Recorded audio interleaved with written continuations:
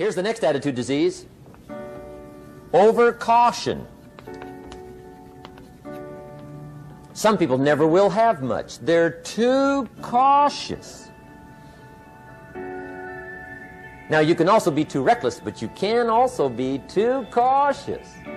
This is called the timid approach to life.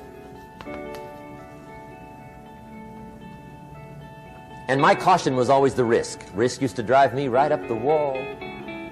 I used to say, what if this happens? It's called the language of the poor. What if this happens? And on top of that, if this was to happen, look at the fix I'd be in. I better not try. I could always ace myself out. Then I'll tell you what changed my whole life when I finally discovered it's all risky. The minute you were born, it got risky. If you think trying is risky, wait till they hand you the bill for not trying. If you think investing is risky, wait till you get the tab for not investing. See, it's all risky. Getting married is risky. Having children is risky. Going into business is risky. Investing your money is risky. It's all risky. I'll tell you how risky life is. You're not going to get out alive. That's risky. The Englishman says, well, if that's the way it's going to work out, let's give it a go. Right, that's what it's for. Give it a go. Somebody says, yeah, but I'm looking for safety and security. Fine, then huddle in a corner. We'll cover you with a sheet, bring you 3 meals a day. And we'll protect you, feed you, look after you, care for you. We won't let anything happen to you. And you'll probably live to be 100. The guy said, well, yeah, I'd live to be 100. But what a way to live. Right. What a way to live, safe and secure. Don't ask for security. Ask for adventure. Better to live 30 years full of adventure than 100 years safe in the corner. And see, it's not important how long you live. What's important is how you live. Here's the next attitude disease. We're almost through with this motley list. In fact, we're almost through. Hang on. The next one is pessimism. Pessimism, the deadly disease of always looking on the bad side, the problem side, the difficult side, checking all the reasons why it can't be done.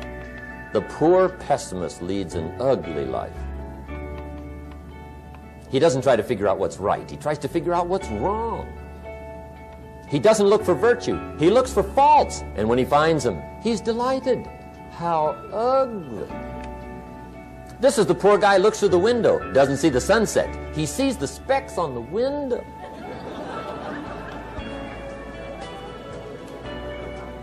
And this is the poor guy, right, who rushes up, takes such leave of his senses. This guy rushes up and he says, I've got 5 good reasons why it won't work. He's so dumb he doesn't know all he needs 1. He's got 5.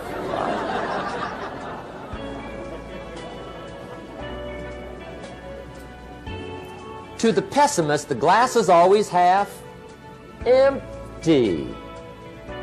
To the optimist, the glass is half full. Why would the same measure affect people 2 different ways? Answer, it all depends on how you look at it. Our lives are mostly affected by the way we think things are, not the way they are. The way we think they are affects us most. There's a subject we don't have time to get into tonight called better thinking habits. One of the major things Shove taught me when I met him, he said, poor thinking habits keeps most people poor. Not poor working habits. Most people work hard, but they don't think hard. And Shove taught me that the mind is like a factory, a mental factory. And whatever you think about all day long pours ingredients into this mental factory. And that's what builds the economic, social, financial fabric of your life. He quoted me a Bible phrase that says, as you think, so you become. How awesome. When he talked about poor thinking habits, he had me. I used to start the day reading the morning newspaper. I mean, you can believe that or not. I'd get a cup of coffee and read the paper. I'd load up on wars and riots and murders and stabbings and killings and bank robberies and muggings and car wrecks and tragedies. I'd even read the back pages. I seem to like that stuff for some weird reason. I'd load up on all that, and then I'd start the day. You can imagine the kind of days I used to have. You walk around on your financial knees. They call you economic peewee.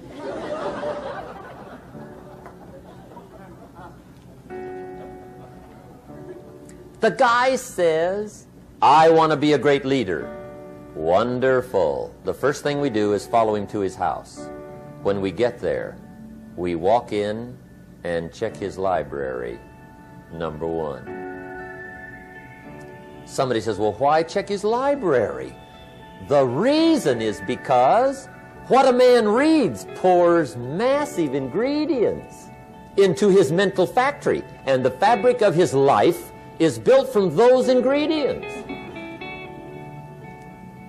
You would not believe what some people have got in their house to read. You would not believe. One of the best dressed up words I know for a lot of it is trash. Can you imagine dumping a barrel of trash into this mental factory every day and coming out with a rich, dynamic, positive life? It can't be done. You might as well try making a cake with cement. The kids back in Danbury, Connecticut, high school, they're asking me questions one day. I'm talking to the kids. Kids got good questions these days. One of them said to me, Mr. Rohn, how do you build the good life? I said, it's simple. It's not easy, but it's simple. Here's how you build anything. Select the right ingredients, keep out the wrong ingredients, and it starts with thought. Everything starts with thought. So you must be wise and careful what you think about, because that starts everything. You got to be wise and careful. I asked the kids, what would happen if somebody dropped sugar in my coffee? They said, well, you'd be okay. I said, what if somebody dropped strychnine in my coffee? They said, well, you'd be dead. I said, correct. Lesson 1. Life is both sugar and strychnine.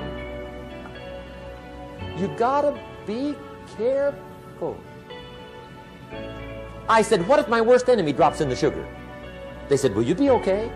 I said, what if my best friend, even by accident, drops in the strychnine? They said, well, you'd be dead. I said, correct. Lesson 2. Watch your coffee.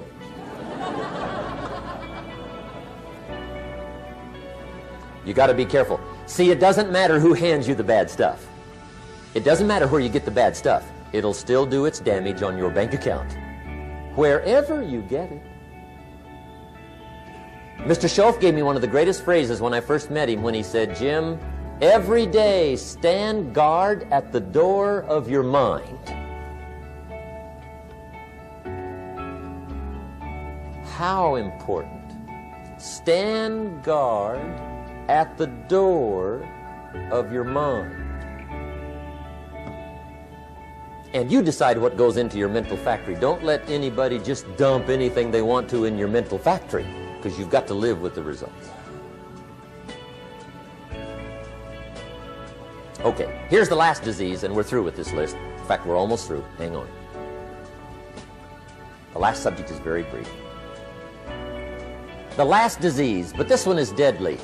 Engage in this one, indulge in it even slightly, and you might as well forget the future, because it's going to forget you. Complaining, crying, whining, griping. A Bible word called murmuring. See, that'll ace your future. Spend 5 minutes complaining, and you have wasted 5. And you may have begun what's known as economic cancer of the bone. Surely they will soon haul you off into a financial desert and there let you choke on the dust of your own regret. I hope I said that well, so you won't forget. It's a deadly disease.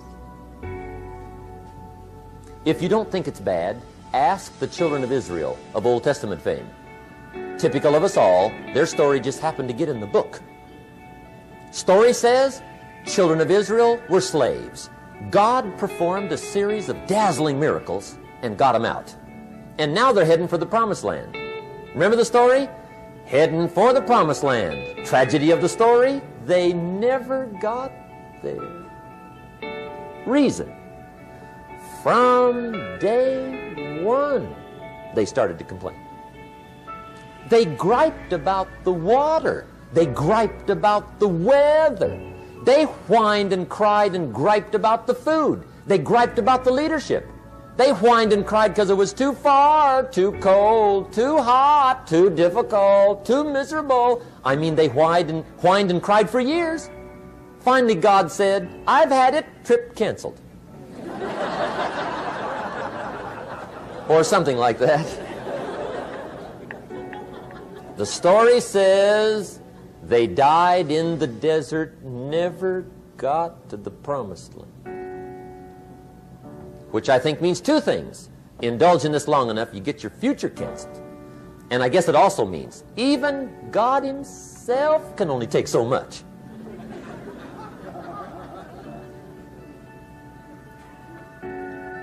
Okay. Just be on the lookout of the things that can destroy all the good you start. The war is on. And this evening, tomorrow, mentally, personally, socially, economically, you got to make sure you're winning the war. And this is part of it.